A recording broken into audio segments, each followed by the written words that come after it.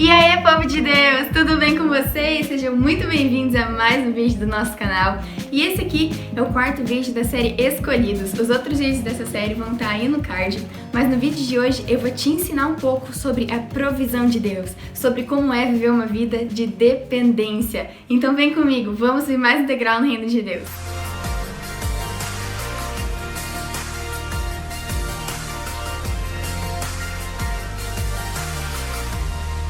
Eu queria começar contando o testemunho, que é o próprio testemunho de como eu encontrei o tema desse vídeo. E no princípio, quando eu fui planejar essa série, eu sabia que seriam 6 vídeos, então eu fiz uma tabelinha com 6 espaços e eu escrevi mais ou menos o título que eu acreditava que seria cada vídeo. Mas, conforme eu ia escrevendo o roteiro, eu percebi que o tema do quarto vídeo, que é esse, e do próximo, que é o quinto, eles estavam muito parecidos e eu entendi que eu podia juntar os dois no vídeo só e falar sobre algo diferente no vídeo de hoje. Só que por mais que eu pensasse, que eu quebrasse a minha cabeça pensando qual seria o tema para esse vídeo, eu não conseguia chegar a uma conclusão, gente. Eu não sabia sobre o que eu ia fazer esse vídeo. Mas como eu tenho um pouquinho de toque, assim, eu não quis deixar um quadrado em branco no meio da tabela. E por causa disso, eu escrevi lá, Deus proverá. E eu escrevi Deus proverá porque eu sabia que Deus ia mostrar o vídeo que Ele queria que eu fizesse. Então eu deixei escrito Deus proverá.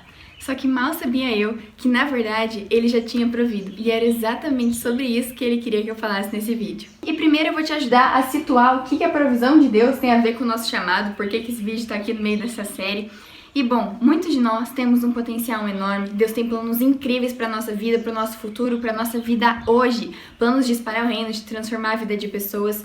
E por diversos motivos, como medo, como você pensar que não é bom o suficiente, que você não está preparado o suficiente, ou você acreditar que não tem os recursos que você necessita, a gente fica travado e acaba não seguindo e não vivendo uma vida intensa com Deus. E esse vídeo está aqui para te ajudar a quebrar com essa barreira, para a gente entender a fé, o que é você confiar em Deus, o que é você viver uma vida na dependência sabendo que Deus vai abrir o caminho para você. Então a fé em si, o que ela seria? A Bíblia é muito clara quando diz que nós somos salvos pela nossa fé em Deus, mas a fé é uma palavra assim que às vezes acaba ficando meio abstrata. Mas Hebreus 11:1 diz que a fé é a certeza daquilo que esperamos e a prova das coisas que não vemos. Então, o que seria você ter fé? Você ter fé é acreditar na existência de um Deus que você não vê. É você crer que por mais que você olhe em volta na sua vida, você não veja oportunidades, você não veja recursos, você não veja preparo, a fé é você acreditar que se você der um primeiro passo, se você tomar uma atitude de seguir adiante, Deus vai prover para você, Deus vai abrir o caminho para você. É isso, é a fé. É você agir tendo ou não tendo, com certeza ou sem certeza, mas apenas crendo que Deus é suficiente. Então nós cristãos, nós precisamos ter fé. A gente precisa pedir para Deus para que Ele acrescente essa fé em nós.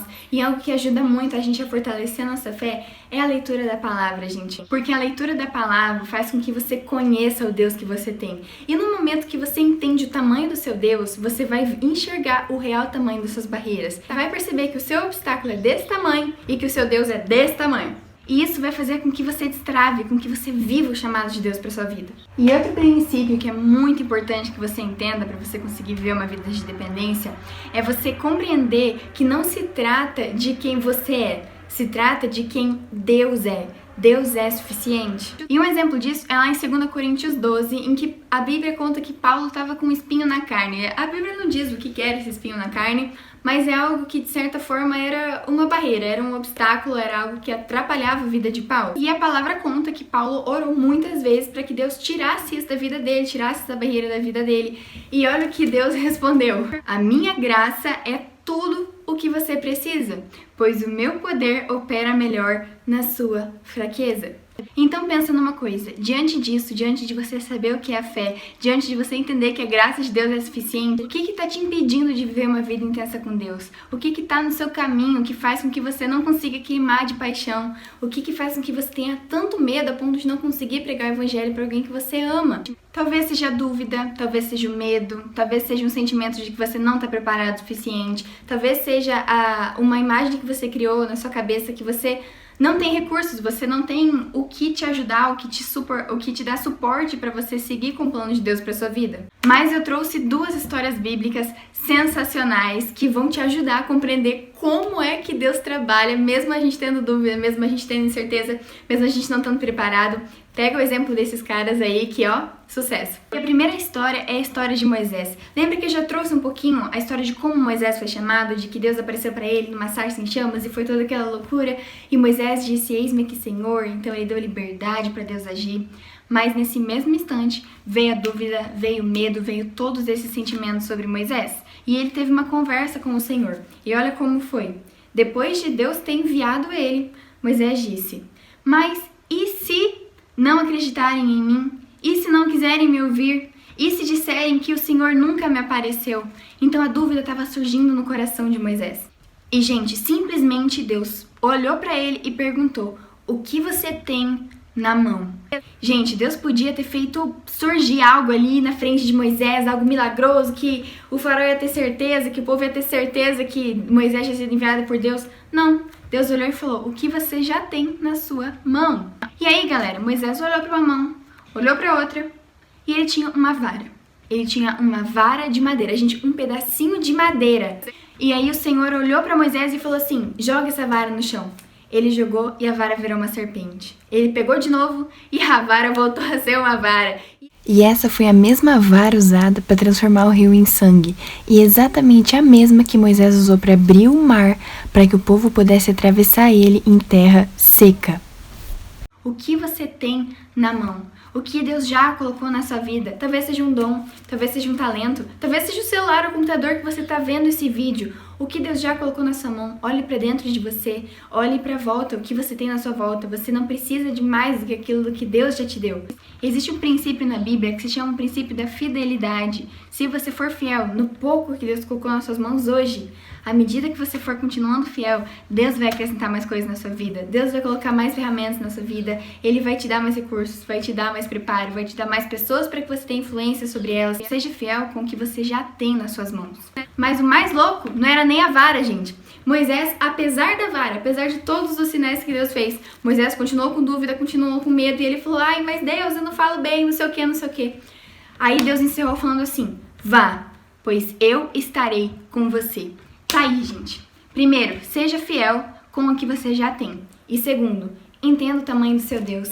A chave é que você tem Deus. Se você não tivesse nada, se Moisés não tivesse nenhuma vara, gente, Moisés tinha Deus. Isso é mais do que suficiente. A gente viu que a graça de Deus nos basta. A gente precisa ter fé. Aqueles princípios do começo têm que ser aplicados agora, gente. Creia e seja fiel com o que Deus já colocou nas suas mãos. Dê passos de fé. Você quer chegar lá na frente, mas se você não é fiel nem com o que Deus já te deu hoje, com um pouquinho que Deus já te deu hoje, como você vai estar preparado quando você chegar lá na frente? Então reconheça os recursos que Deus já te deu e entenda que Ele está com você e que isso basta. E o segundo exemplo bíblico é o exemplo de Gideão. Gideão foi um juiz de Israel e essa história inclusive está lá em Juízes no capítulo 6. E qual que é o contexto? Bom, o povo de Israel fez o que era mal aos olhos do Senhor. Então Deus permitiu que os midianitas dominassem sobre os israelitas. E a Bíblia conta que esse povo, os midianitas, era um povo extremamente cruel, um povo extremamente violento. Então, todos os povos que estavam em volta dessa região, eles temiam muito esses midianitas. E aí, dentro desse contexto, a Bíblia conta a história de um menino chamado Gideão, que com tanto medo que ele tinha dos midianitas, ele estava debulhando espigas de milho no fundo de uma prensa de uvas, para que nenhum midianita conseguisse encontrar ele. Então, gente, vocês imaginam um medo que estava tomando conta da vida dele naquele momento? Mas aí, um anjo do Senhor chegou para ele e disse assim, o Senhor está com você, guerreiro forte e corajoso. E aí, gente, a primeira vez que eu li esse negócio, eu falei, não é possível, né? Como assim? Agora anjo pode ser irônico. E eu simplesmente não entendia, sabe? O cara tava morrendo de medo e daí o anjo vem, guerreiro forte e corajoso. Mas eu li um pouquinho pra baixo e eu entendi, gente. Eu vou até ler aqui na minha Bíblia pra vocês. Então, o Senhor se voltou pra ele, pra Gideão, e disse, vá com a força que você tem e liberte Israel dos midianitas. Sou eu quem o envia. Então, gente, é um exemplo muito parecido com Moisés. Deus chegou e falou assim, vá com a força que você tem.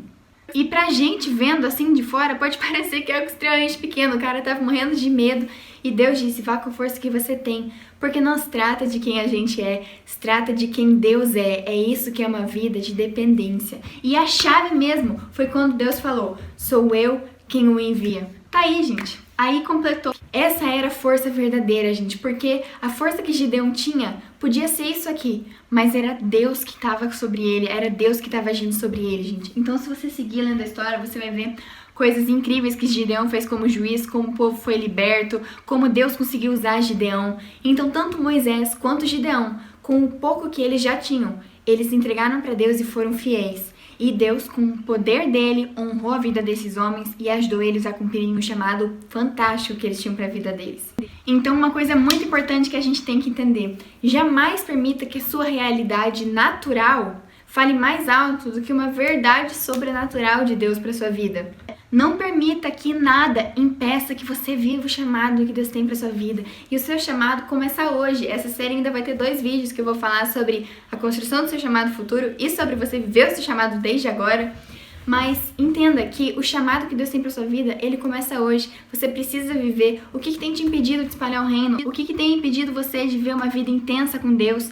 É o medo? É a falta de recurso? É a falta de preparo? É a vergonha que você tem? Qualquer coisa. Deus sempre foi, é e sempre será suficiente, gente. Então, o que é você viver uma vida de dependência? Viver uma vida de dependência é você dar o primeiro passo. Não peçam que essas coisas fiquem na frente de vocês. Vocês precisam se levantar. Deus está procurando trabalhadores para colher. Porque os sinais do fim dos tempos, gente, eles estão acontecendo e já estão acontecendo há muito tempo. Então, a volta de Jesus está próxima. O que Deus tem confiado a você? Uma pessoa que Deus tem queimado no seu coração para que você pregue o evangelho. Pregue o evangelho para ela e um dia você vai estar pregando para uma multidão, mas seja fiel no que ele já tem colocado na sua vida. Deus vai fazer a parte dele. Dê passos de fé. Se Deus mandou você fazer um vídeo e postar no seu Instagram falando de Jesus e você não sabe o que falar, você não sabe como editar, você não entende nada, obedeça. Obedeça, porque a parte dele, ele vai fazer. Dê o primeiro passo e Deus fará o resto por você. Creia que ele sempre vai abrir o caminho. Se Deus mandar você ir para um lugar e você não tiver como chegar lá, saia da sua casa.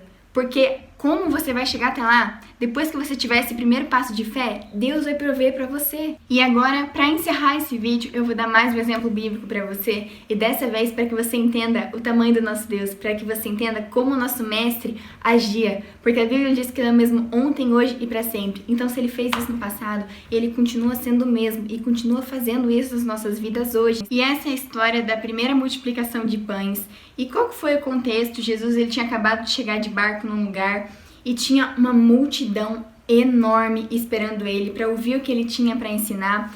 E Jesus ensinou ele, Jesus curou os enfermos, fez vários milagres, mas estava anoitecendo e os discípulos vieram falar para Jesus para que Jesus dispensasse essa multidão, para que eles pudessem ir atrás de comida, porque eles estavam num lugar isolado, aquelas pessoas já estavam ali há um tempo com fome e elas não iam aguentar ficar naquela situação por muito tempo.